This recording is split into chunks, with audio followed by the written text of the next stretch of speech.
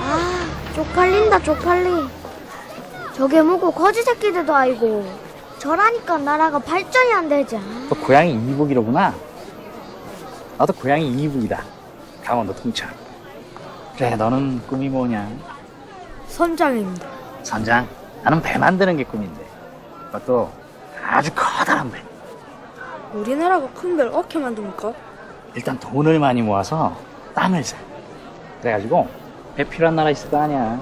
가서 땅 사진 딱 보여주고, 이 땅에서 니들이 필요한 배 우리가 만들어 줄 테니까 니들이 우리 배 사라.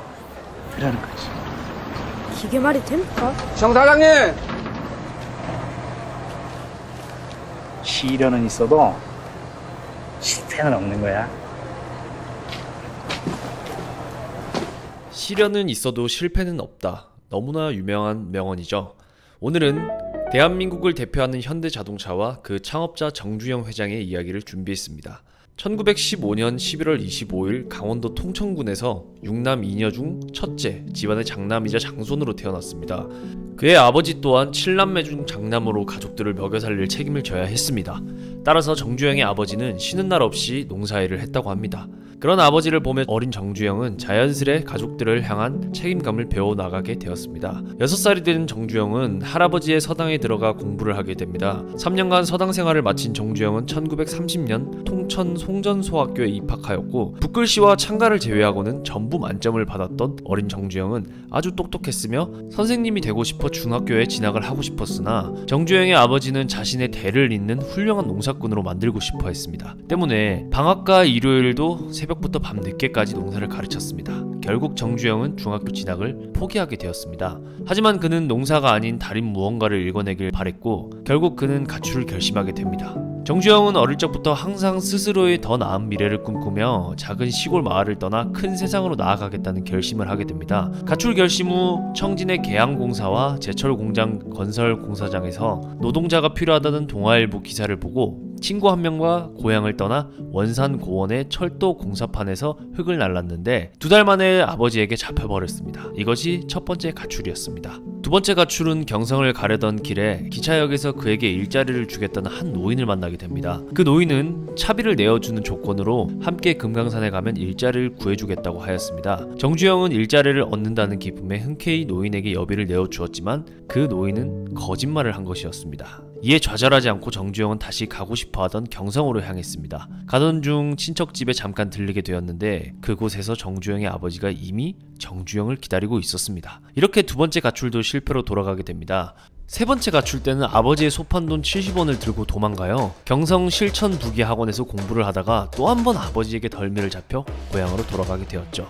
네 번째 가출이 정주영의 마지막 가출이었습니다. 1933년 19살의 나이로 인천 중구 신포동에 위치한 인천항에서 부두하역과 막노동을 하면서 착실하게 모은 돈으로 경성으로 상경하게 됩니다. 이듬해 정주영은 복흥상회라는 쌀가게 배달원으로 취직했습니다. 복흥상회에서는 가게에서 없어서는 안 되는 핵심 직원이 되었습니다. 또한 정주영은 쌀가게 주인의 신임을 받게 되었고, 주색잡기에 빠져 재산을 탕진하는 아들이 아닌 정주영에게 가게 인수 제안을 하게 되었다고 합니다. 정주영은 이 제안을 수락하게 되죠. 결국 1938년 주인으로부터 가게를 물려받아 경일상회라는 이름을 짓고 그 가게의 주인이 되었습니다. 기존 단골뿐 아니라 새로운 거래처를 위해 열심히 발품을 판 그는 배화여고, 서울여상 기숙사 등 굵직한 새로운 단골을 늘려나갔습니다. 계속해서 사업을 성공시킬 것 같았지만 경일상회는 개업 후 2년 만인 1940년에 중일전쟁으로 인해 일제가 식량 배급제를 실시하였기에 폐업을 해야 되었습니다.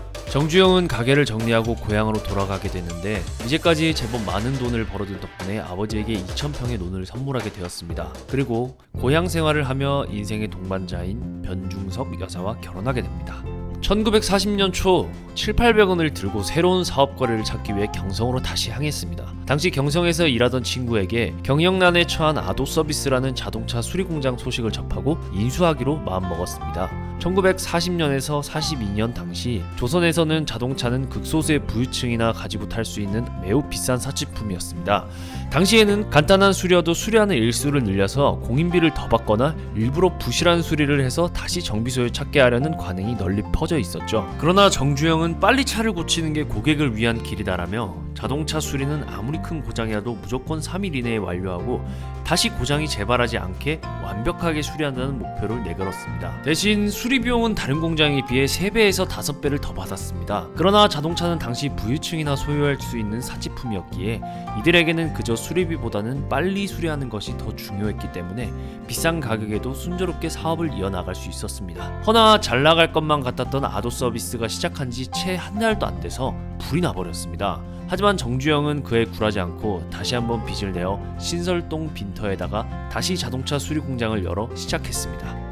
그렇게 다시 아도 서비스를 시작하게 되었고 정말 성황리에 사업을 키워나가고 있었습니다. 하지만 태평양 전쟁을 일으킨 일제의 기업 정리령에 의해 공장을 빼앗기고 말죠. 3년 만에 정주영과 자동차의 인연은 이렇게 끝나나 싶었습니다. 정주영은 일제가 패망하고 해방 이후에 서울에서 자동차 수리회사가 아닌 건설회사를 설립하였습니다. 지금 현대그룹의 토대가 되고 있는 현대토건사입니다. 이후에도 정주영은 중기공장이 없으니까 중기공장을 만들고 시멘트가 없으니까 시멘트 공장을 만들고 도전에 도전을 이어나가게 됩니다. 그리고 얼마 안가 한국전쟁이 발발하면서 또 한 번 위기를 기회로 바꾸었습니다. 주한미군 통역장교로 복무한 동생 정인영의 도움으로 주한미군 관련 공사를 거의 싹쓸이하면서 창립 10년 만에 전국 10대 건설사로 성장하게 됩니다. 1967년 정주영은 다시 한번 현대자동차 주식회사를 설립하여 자동차 제조업에 뛰어들게 됩니다. 이 시기에 정주영은 경부고속도로에 힘을 쏟고 있었기 때문에 현대자동차와 관련된 대부분은 정세영이 맡게 되었습니다. 당시 자동차 최강국인 미국의 포드와 기술 제휴를 맺고 회사 창립 1년 만에 현대 이름을 걸고 나온 1호 자동차 코티나를 출시하였습니다. 하지만 코티나는 선진국의 포장도로를 기반으로 만들어진 차량이다 보니 포장된 도로가 거의 없던 한국에서는 정말 많은 문제를 일으켰습니다. 하지만 현대자동차는 계속해서 기술 개발에 힘쓰며 발전해 나가기 위해 포드와 합작회사를 만들 준비를 하였는데 포드의 무리한 조건과 2년간 이어지는 공방, 뜨뜻미지근한 반응으로 인해 결국 정주영과 현대는 포드와의 결별을 하기로 선언합니다.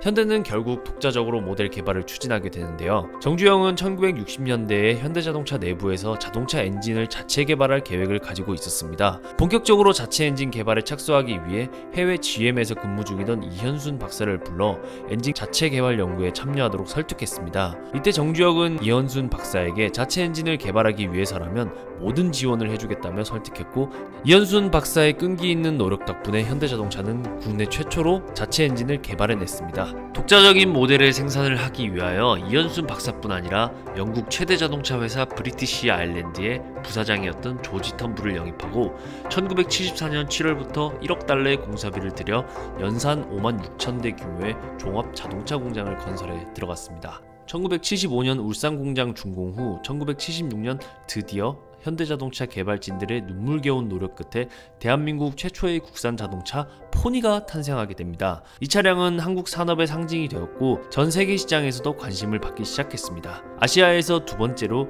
독자 자동차 모델 생산국이 되었습니다. 포니가 탄생하기 전 당시 리처드 스나이더 주한미군 대사는 정주영 회장을 만나 현대자동차 독자 개발을 포기하면 포드든 제네럴 모터스든 원하는 조건으로 조립 생산할 수 있도록 모든 힘을 다해 현대를 지원하겠다.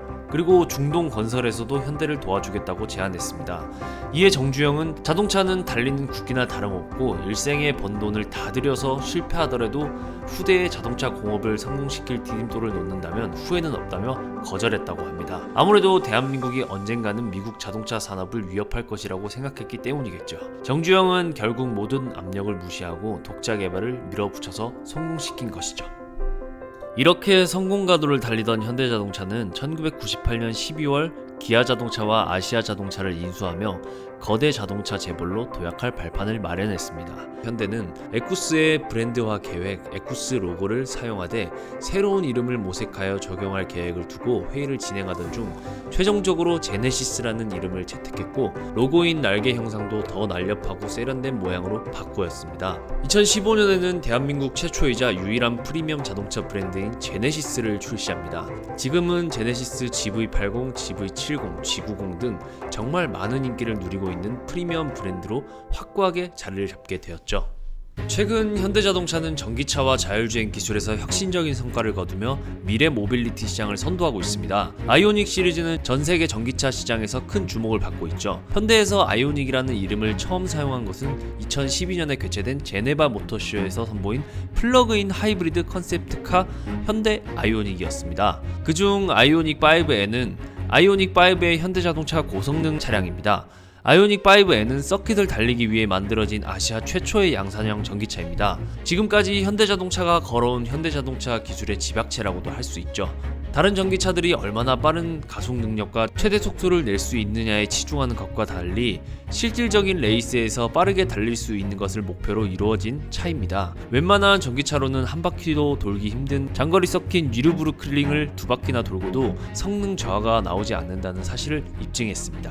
2001년 정주영 회장은 85세의 나이로 세상을 떠났지만 정주영이 남긴 도전 정신과 끈기는 현대차의 글로벌 성장을 이끄는 원동력이며 그의 철학은 지금도 현대차를 이끄는 중요한 원칙으로 남아 있습니다. 이봐, 해보기나 했어?